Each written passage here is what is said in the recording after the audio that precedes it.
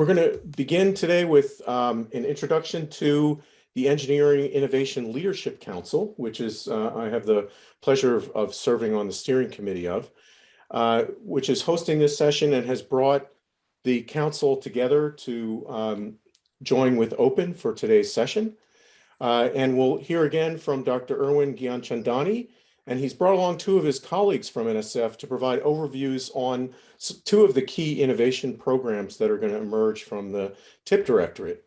And then we'll have about 25 minutes for a robust discussion, Q&A, before wrapping up. And my partner in putting this together today is Dr. Andy Singer, who is a professor of electrical and computer engineering and a faculty fellow for research, innovation, and entrepreneurship strategies in the Office of the Vice Chancellor for Research and Innovation. He also serves as Associate Dean for Innovation at the University of Illinois, Urbana-Champaign. He himself is an entrepreneur who has started several companies and leads multiple innovation and entrepreneurship activities on campus and regionally, including a robust involvement with the I-Corps program. He is the principal investigator and serves as chair of the Engineering Innovation Leadership Council. And I'm very pleased now to turn things over to Andy to kick off the session and introduce our panel. Great. Thanks, Phil. Can everybody hear me okay? Sounds good. So welcome everybody to this great opportunity to connect with our colleagues at Open and in the Engineering Innovation Leadership Council. As Phil mentioned, my name is Andy Singer, and I'm excited to connect these two vibrant groups in the space of academic innovation and entrepreneurship. I'd like to encourage everyone to make this an active workshop and use the chat to express your thoughts. Next slide, please. For those of you who are new to the EILC, this was formed primarily as a group of associate and vice deans for innovation and entrepreneurship in engineering colleges across the country. And the goal is to connect leadership in innovation and entrepreneurship to support, enhance, and advance the innovation ecosystems at research universities nationally. Attendees from academia and government agencies have participated in EILC workshops with the goal of aligning our colleges, research institutions, and national resources to accelerate the development of the national innovation ecosystem through a network of academic leaders in engineering innovation. In the chat link, you can see, in the chat, you'll see a link posted that has some information on how you can get connected to the EILC, including the annual national workshop and some of our remote workshops that we've held. Next slide, please. So we've held, oh wow. We've held over 3 workshops to date, starting with one that was funded by the National Science Foundation in 2020, and we've held 2 virtual workshops over the last year. Over 100 institutions have participated, and several hundred members of the faculty from research universities across the country. Much of the focus of these meetings has been on topics of particular interest to those in the I&E space, on research universities in general and in colleges of engineering in particular. We've had focused discussions on the role of this newly emerged associate dean, vice dean type role in campus and national innovation ecosystems. We've talked about ecosystem building and many of the ways in which universities handle conflict management, how ethics is handled in activities related to translational research and entrepreneurship. We've talked about faculty engagement, promotion and tenure processes, and broadening participation in these types of activities. These have all been of keen interest to many that have been involved. And we've also had a focus on student engagement, curricular programs, and building engagement across the campus. Next slide, please. So in putting together the EILC, the main focus was to try and connect leaders of innovation and entrepreneurship nationally in what's known as a community of practice. And really the goal here was to be able to share best practices and inform each other about issues of emerging importance on our campuses as well as nationally, to help define and redefine the roles of universities in the burgeoning national innovation ecosystem, to improve innovation, translational research, and commercialization practices and outcomes on university campuses, and also to amplify the collective voice of us all in academia in helping to shape the national innovation ecosystem. And the next slide. So I'd like to thank you on behalf of my fellow EILC steering committee members. I hope you enjoy this session. Tom Byers, who's also an EILC steering committee member from Stanford University and director of the Stanford Technology Ventures program, will share with you in the wrap-up how you can connect with the EILC and help us to continue to shape the I&E ecosystem in his closing remarks. It's now my pleasure to introduce our session chair, Dr. Erwin Gianchandani, who will run the session. Dr. Gianchandani is Senior Advisor for Translation, Innovation, and Partnerships at NSF. For over 6 years, he was the NSF Deputy Director for Computer and Information Science and Engineering, or CISE, twice serving as the Acting Assistant Director for CISE. And in recent years, he's led the development and launch of several new NSF investments. And I'll turn it over to Dr. Gianchandani. The purpose of the session this afternoon, as I'm sure Phil has articulated, is to just provide a little bit of additional context background about the TIP Directorate proposal at the National Science Foundation. And so what we thought we would do is provide a brief set of remarks at the outset, specifically highlighting a couple of programs, one that already exists at the National Science Foundation that would be repositioned into a TIP Directorate, and another that's sort of on the books as planned should the TIP Directorate come to pass. We'll spend maybe 5 to 7 minutes covering each of those programs. So that's about 10 minutes or so. And then hopefully we'll have the balance of the time for Q&A. Really looking forward to your questions about how this all fits together, how you can engage, and sort of hearing from you about things that we should be thinking about if we have not already been thinking about them. So with that, let me just very briefly introduce my two colleagues who are joining us this afternoon. First is Doug Maughan, and then the second colleague of ours this afternoon is Thyaga Nandagopal. So I'm going to introduce Thyaga first. Thyaga is a senior advisor in the Office of the Director with me and has been planning with me the TIP Directorate over the last several months. He's been at the foundation for about 10 years, and the majority of that time in the Computer and Information Science and Engineering Directorate, where he was program director, deputy division director, acting division director, and for a time, the acting deputy for the directorate as well. And he has extensive background in networking and mobile computing research, as well as public and private partnerships. Doug is the inaugural head of the NSF Convergence Accelerator. He came to the foundation 3 years ago or so from DHS Science and Technology, where he was responsible for leading the formation and sustainment of both internal and external partnerships across the research community, and then between the research community and developer and user communities as well. And he spent time in his career at DARPA and NSA, and throughout has pioneered innovation mechanisms as well as technology transfer.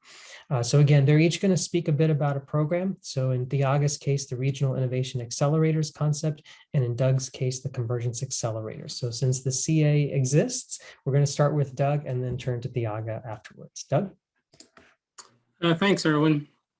I think, I don't know how many people are familiar with the Convergence Accelerator. It's officially 3 years old next month, but we view today's a very pivotal moment for science and engineering generally. The pace of discovery of technologies, the demand for social impact, and the opportunity to leverage partnerships puts both the Convergence Accelerator as well as the TIP Directorate in a great position. The Convergence Accelerator, as Erwin mentioned, was started 3 years ago. I was recruited to launch this program to do business a little bit differently than we've done in the past. It's got a different innovation model where we're requiring multidisciplinary teams and partnerships that include academia, industry, nonprofits, government, and others. And we're really developing solutions that have a national societal impact. We position ourselves as a consumer of basic research funded at NSF and even more broadly. And our job is to take that basic research further down the path towards commercialization, although commercialization is not our end goal. We talk about use-inspired research. So we are focused in areas of use and customers. And our program has, each project has specific deliverables, not papers and grad students, but prototypes, proof of concepts, etc. We are doing this at a very quick pace, and I'll explain the program here in just 1 second. The program is also different in the way it's managed. So the program directors have very regular contact with the teams. The teams cooperate, but they also compete at the end of phase 1. And we have a very intensive innovation curriculum centered on human-centered design, team science, customer discovery, and communications. The way the program works is we start with an ideation phase where we ask the community for ideas about what national scale problems should we, NSF and the Convergence Accelerator, be working on. We evaluate those. They're essentially 2-page white papers. We evaluate those. We select a dozen topics each year to fund workshops. And then the outputs of the workshop become the input to the solicitation. We launch the solicitation each year, and then the community responds with proposals. And interesting, this past year, not only did we do a traditional NSF grant solicitation, but we did a broad agency announcement to bring in more industry and nonprofit organizations to work with NSF. Those that are selected receive a phase 1 planning grant that is up to $750,000 for 9 months, where they really spend the time improving their idea, improving their team, working together through our curriculum, and doing early stage prototyping. They compete at the end of phase 1 with both a proposal and a pitch to an external panel. And those selected receive up to $5 million for 24 months to fully develop their ideas and their prototypes and to build a sustainability model for impact beyond NSF. So as I mentioned, we're in our 3rd cohort. Our first 2 cohorts were on data science and AI and the future of work. Our 2nd cohort was on quantum technology and innovation and data sharing. And our 3rd one was on the networked blue economy or ocean sciences and trust and authenticity in communication systems, which is really focused on misinformation, disinformation. We have an existing solicitation out there, which is 22-538, which is a joint solicitation with the Department of Defense on 5G security. And we've also published a Dear Colleague letter for our tracks H, I, and J. It is 22-036. And those 3 tracks are on enhancing opportunities for persons with disabilities, sustainable materials for global challenges, and food and nutrition security. We anticipate that solicitation to be released within the next month, and then we'll go through our process of review and selection, and then kick off our 2022 cohort later this year. I'll stop there and look forward to questions. Okay, thanks, Doug. So that's one program, the Convergence Accelerator, and I'll kick it over to Thyaga to talk about the Regional Innovation Accelerators concept.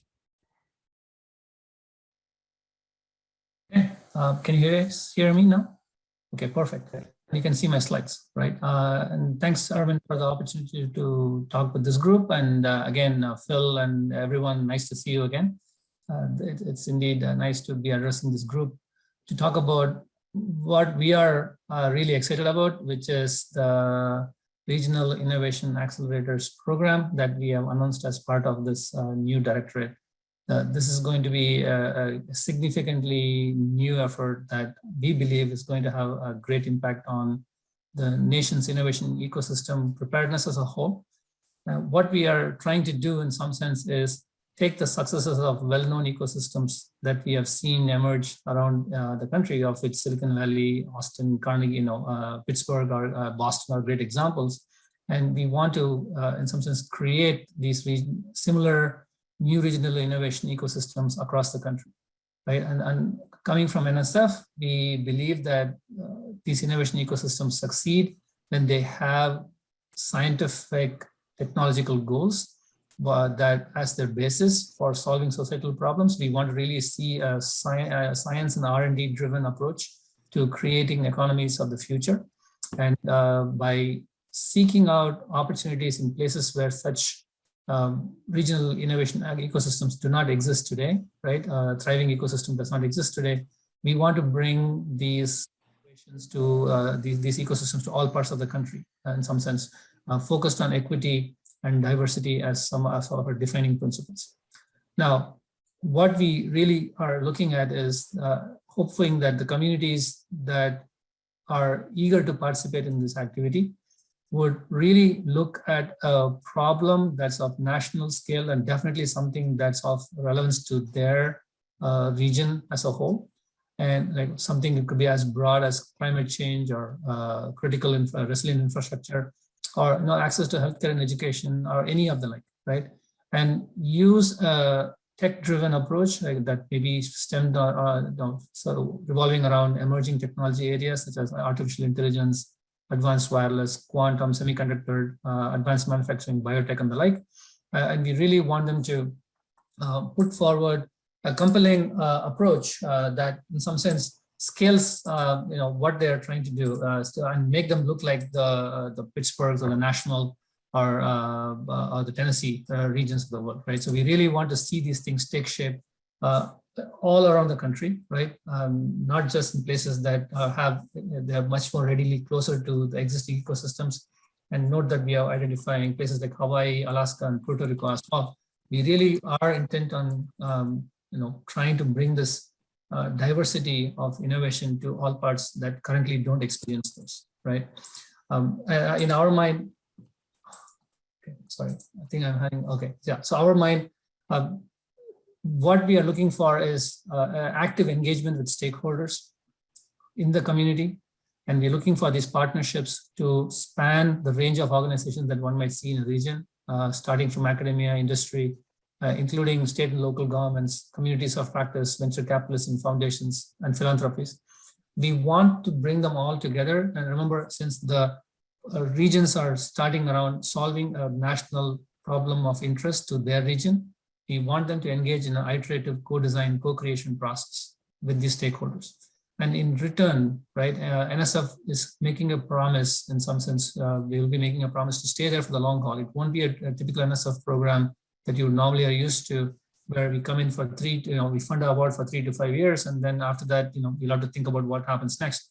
We recognize that creating these kinds of regional innovation accelerators requires some kind of longer term commitment on behalf of the participating institutions and the funders. So in exchange for having clear expectations set on the kind of metrics and progress measures that these accelerators should achieve, we are going to make a commitment to stay there for the longer haul, right? So this would be somewhat different than most people are used to in doing business with NSF, but it won't be that much different for those who are used to our investments in the engineering research centers and science and technology centers, where we invest over a decadal horizon, right? So our expectations stem around making sure that the work being done contributes to regional development. It increases the diversity of the workforce that engage in the various aspects of the innovation pipeline. It focuses on scaling and sustainability from day one, because these are accelerators. They are supposed to be the catalyst. They're not everything. They're not the entire ecosystem, but in fact, in some sense, they accelerate the overall growth of the ecosystem around the region. And we want the success measures to essentially think about these things, right? And also heavily promote workforce talent development and entrepreneurship, and having active participation and engagement from all the stakeholders who contribute to the success of regional economy in the accelerators work. So this is something we are pleased to launch soon. And with our CHIP Directorate, hopefully we'll be making some big announcements soon enough once the FY22 budget process comes to a head. We will be ready to announce more details. We would love to hear your members and other folks who are not here today to kind of attend our webinars and pay attention to what is being said. And we would welcome your active engagement in this particular exciting opportunity. Thank you. All right, thanks very much, Thyaga and Doug as well. So hopefully that gives you a sense for a couple of investments that we have in mind coming out of the proposed TIP Directorate. And I think what we'd like to do now is really open up the floor for questions from all of you, particularly since we were late starting. I can maybe, to get the questions, the creative juices and the questioning flowing, maybe ask one question of Doug first, and then please to any of you, either raise your hand in the Zoom using the raise hand feature in Zoom, or pop a question into the chat and I will try to pick it up there as well. So Doug, for you, so you've been at this now for 3 years. The Convergence Accelerator, when it first launched, was described as sort of a different kind of approach, really trying to stitch together convergence, trying to stitch together both use-inspired research as well as thinking about the partnerships that are necessary to really take that research to the next level as well. I guess I'm curious from your perspective, what would you say is the if there's one thing that you could say, what's the single biggest takeaway that you have from the experiences with the track so far? I would think the largest challenge we've had is the partnerships between industry and academia. I think some of us thought they would be more easily developed and exploited. And I think both on the academic side and on the industry side, there's not as much familiarity as one would hope. We took a survey with our first cohort the first year, and 70% of the proposals that were submitted, it was the first time those teams had worked together on a project. And so we were kind of surprised with that number. We thought it would be more. There would be have been more involvement. So in addition to doing what we're doing from a accelerator side, we're also working very closely with the teams to really strengthen their partnerships and enlarge the number of partners they have that they're working with. Okay, great. Thanks, Doug.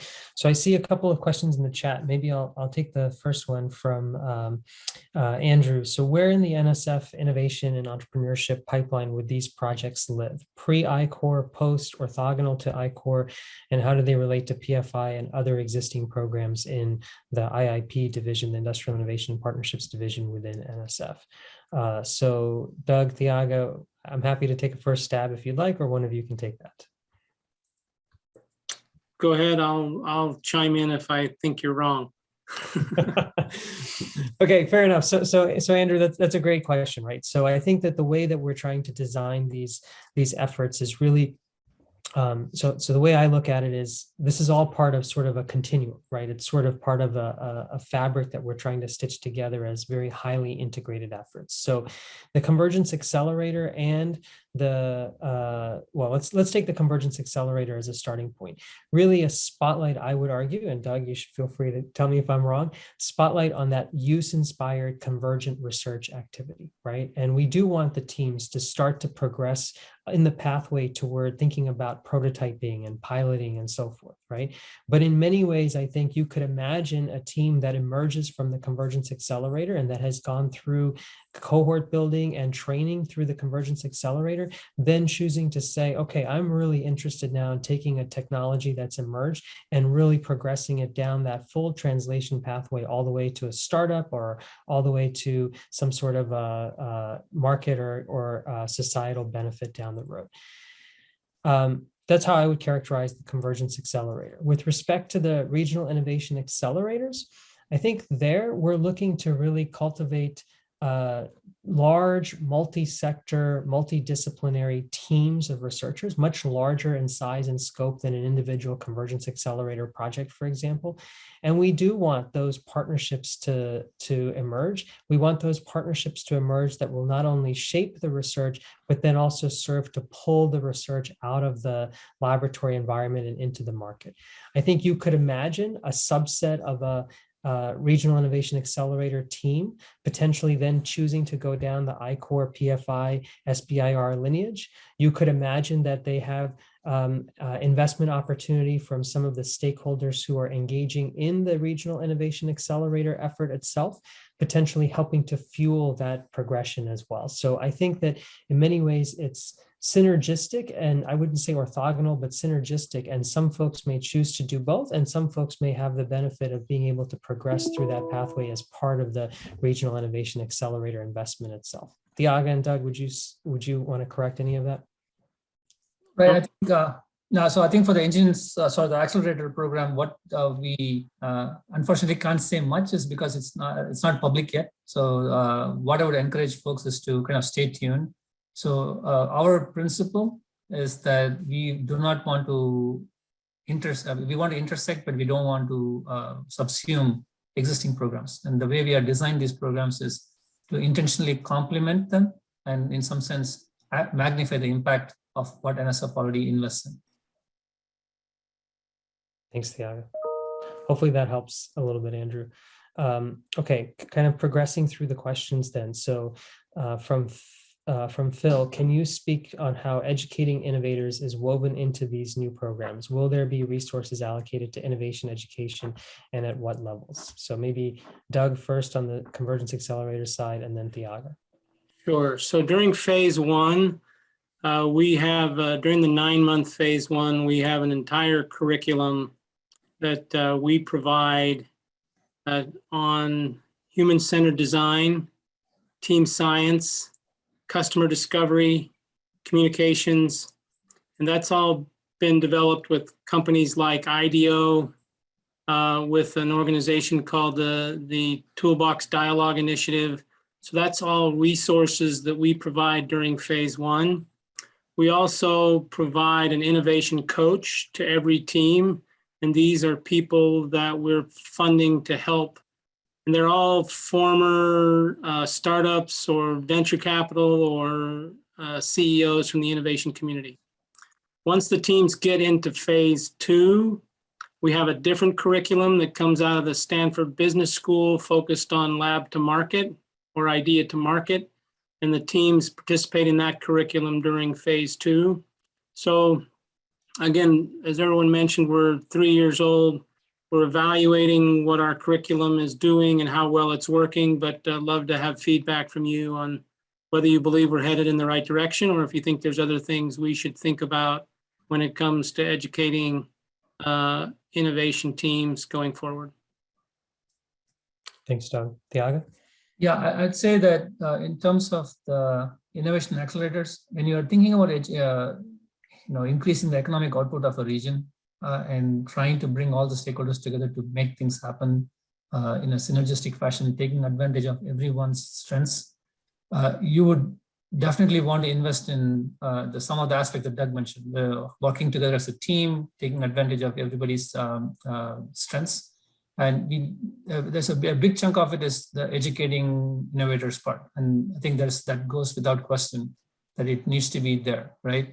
And I'll also kind of use this opportunity to take the next question, which is how does this interact with I-Corps hubs? Some of the activities that we are actually thinking, right, are there. We have intentionally gone ahead and funded I-Corps hubs across the country with the primary goal of increasing the level of education that's accessible and available in all parts of the country. So one can imagine the I-Corps hubs playing a critical role, for example, in the education, in some parts of the education piece, in the entrepreneurship education, for example, they could do that. And similarly, we may be doing similar things with, with the Convergence Accelerators, doing regional activities around the country too. So all of these, in some sense, would kind of go hand in hand with creating a vibrant base by which somebody who's not familiar with how to get started has a way to kind of glide into the runway easily, and then use that to pick up the pace at which they can innovate and discover and translate. Thanks, Thyaga. So just maybe drilling a little bit one level deeper to more practically think about a specific area, for instance. So Joe Constant has raised the question, how should we think about these programs as they relate to engineering research inspired by medical uses, so leading to new medical devices or interventions? Would these be in scope? Would these be done in partnership with NIH? Is this out of scope and left for NIH? And maybe Doug and Thyaga, as you think about that question, you can also think about partnerships with other federal agencies more generally. So there's NIH, but how about USDA or Department of Homeland Security, where you came from, Doug, or other agencies within the federal government? Yeah, so I think it's a great question. And, because we are looking at the multiple disciplinarity aspect, we're expecting these teams to come to the table with the engineering piece as well. Again, we're consuming basic research. So that next step is really taking the basic research and moving it down the pipeline, no matter what it's focused on. I will say we've got at least one team that's focused in the medical space. That's UC San Francisco, looking at in our open knowledge network. And so they're looking at data and how do we make the data more broadly available to the community. As Erwin mentioned, we've got our first joint solicitation out there with the Department of Defense on 5G security. But I can tell you that we've been in discussions with USDA about our food and nutrition security topics. So we are trying to also do multi-agency types of activities, and those are all within scope, going forward. So that's where we are at the moment. Yeah, so I think I'll also add to that by saying in the Regional Innovation Accelerator program, we definitely are looking for partners coming in all shapes and sizes. And this could be federal agencies, this could be venture capitalists, philanthropists, and others. Now, I would also highlight the fact that if you look at the I-Core program, we have active partnerships with NIH and DOE and others to send their teams, so to speak, people who they support or who work in the areas funded by these agencies, to the I-Core program that we run, right? So one can easily imagine similar, partnerships emerging, where official or unofficial, either through official channels through NSF or by the grantees, in some sense, bringing these partners to the table as part of their projects and the activities that they will do. We are open. So that's the message. The key message is we are open to partnerships, and we definitely encourage, we're not going to be saying, oh, this is NSF's role. That's not ours, right?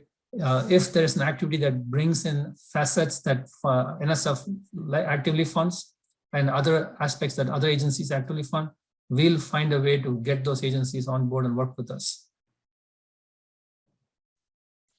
Okay, thanks, Thyaga. So I'm being told that we have just a couple more minutes left, so maybe we can take two last questions. One is, Doug, maybe you can touch a little bit on the Convergence Accelerator and the match between technology and application and how that works. And Thyaga, you've talked a bit about regional innovation accelerators. Why the emphasis on regionality in some sense? So Doug first, then Thyaga. Sure. So the way the Convergence Accelerator works is we do put out this call to the community for ideas, and we're looking for ideas that are large enough that multiple teams could be working on the problem. So it's not technology specific, but it is much more about an application of technology. Our track D, which is looking at AI, data sharing, and model sharing, we've got 6 teams that are looking at different aspects of environmental artificial intelligence. We've got a team working in the water space. We've got another one working in wildfires. So it's not specifically technology. And in fact, in the end, the final solution doesn't have to be a technology. We've got a project that's much more about data and making data more readily available to the larger state and local communities. So it doesn't have to be a technology. It doesn't have to be a startup. It doesn't have to be specific that way.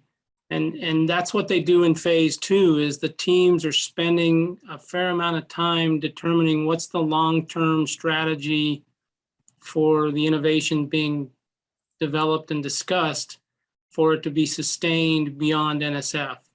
And so they have, again, they have educational opportunities and they have coaches helping them determine what their long-term strategy should be. Thyaga, really quickly. Yes, I think Regionality? a key, yes. I think why regionality in the regional innovation accelerators.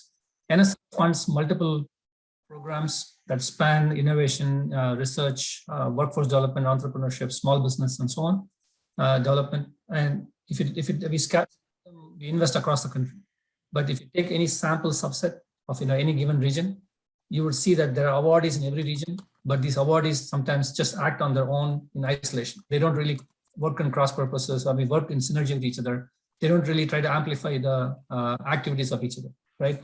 And we believe that there's a gain that we can obtain if we can coordinate and have this emerge as a pipeline of activities that kind of feed into each other, can demonstrate a virtuous cycle of innovation. And the regional innovation engines, in some sense, tries to seek that creation of a virtuous cycle of lab to market pathways, right? And we want to see that happen in a repeated cyclical fashion across the region as a whole, involving multiple players, so that it kind of becomes an example for everybody else to follow and build on and sustain as a whole.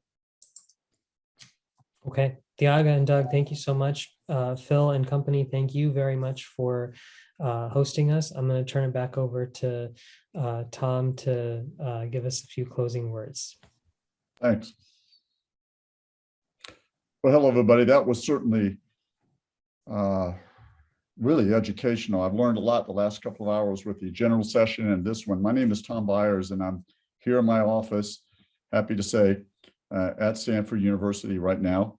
I want to talk a little bit about, circle back to what Andrew was talking about at the very beginning of the hour, and that is about this group called Engineering Innovation Leadership Council. Certainly, we all know we don't need another community of practice just unless it's warranted. And I've certainly found this one to be of great use. The Dean of Stanford asked me to represent us. We do not have a dean of a vice dean or associate dean of research or innovation here in the School of Engineering. It's actually a shared responsibility by me, along with David Kelly over in the D School, and also the folks over at the Biodesign Center. So collectively, along with my center, STVP, we have a strong interest in these topics. So it might be an associate dean or vice dean of one of those things, or it could be a faculty director like I am of one of the entrepreneurship centers, if there are multiple ones. So that's who gets value from this. So I hope you will consider joining us. This is a very organic situation, meaning it's a shared governance kind of thing. Yeah, there's an organizing committee of Phil and Andy. You saw that in our friends at USC and Princeton. But we'd love to have you involved in any way. It's an opt-in sort of thing. We'd love to have you involved. So let's go to this next topics of interest. This is a word cloud to try to give you an eye test here, a headache, but it's meant to be broad. And it's all about the topics that were discussed the last couple of hours, bouncing from translation type stuff all the way over to education efforts, which is, I come from more of the education side, but I certainly have the same, have a lot of interest in tech transfer and tech translation. So these are complex issues that we face as engineering schools to make sure that we're active members of this bigger calling that we've heard about, that where the government will be involved, business will be involved, but we as academics have an opportunity to be involved in these solving the grand challenges that we all sense, but doing it with a deep connections between those three entities, business and government and education. So that's what we'd love to see you. And I'm assuming it is down in chat. I'll just make sure it's there. Yep, there it is. And I'll turn it over to the organizers. Great. On behalf of VentureWell, I want to thank our panelists and guests. I want to thank our sponsors for Open. And I want to put in a brief plug for the rest of this conference, which kicks off tomorrow morning at 10:45 Eastern Time and continues through Thursday. And a brief survey will pop up. It won't take long. It's 4 questions. We would really appreciate your participation. And with that, I will call it a day.